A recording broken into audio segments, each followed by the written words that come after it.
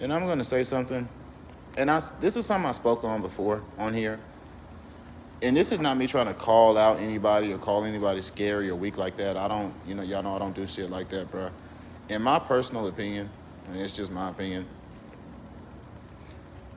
a huge part of why Lil Durk is receiving so little support is a lot of people around that nigga, whether it be personal friends and niggas in the industry, were honestly scared of them niggas because they were doing what a lot of niggas rap about. I've said this before.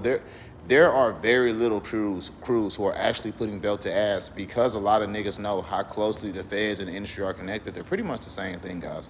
A lot of these industry heads have, federal agents as friends and shit like that. Like, and it is what it is, man. And they don't give a fuck. They all making money together. At the end of the day, if you have an illustrious career, and then they book you on Fed charges, and the feds get to take your assets, the fucking labels already made money off you, the feds make money off you, and the lawyer trying to beat the case making money off you. And and more than likely, they're all friends. So you got to think about it, man. It's a system. It's capitalism at its finest, at working. It's all over this country in all aspects of music, entertainment, education, culinary. It's everywhere, bro. It is what it is, man. And like I said, I feel like OTF was one of the few crews actually putting belt to ass.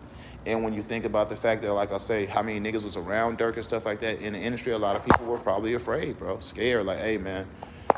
And then you got to think about all the shit that happened when he got locked up. They were talking about how a lot of his crew was robbing niggas, and I don't know if you guys remember the Hispanic, I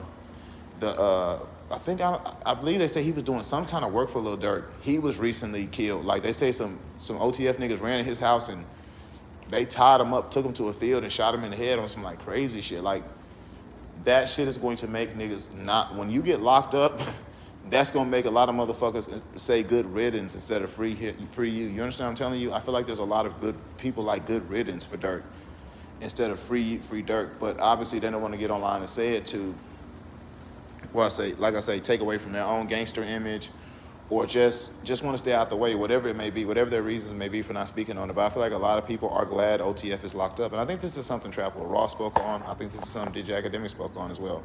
A lot of people are really glad OTF is locked up. They're glad these niggas off the street. They were scared because these niggas were really putting belt to ass. They were really robbing rappers that were coming to the studio to meet them. It reminds me a lot of with Polo G's brother. He was really robbing a lot of niggas, putting belt to ass, to the point to when he got locked up, you didn't see anybody like free Baby Drill or what? Excuse me, that might not be his name, but you guys understand the point I'm trying to make.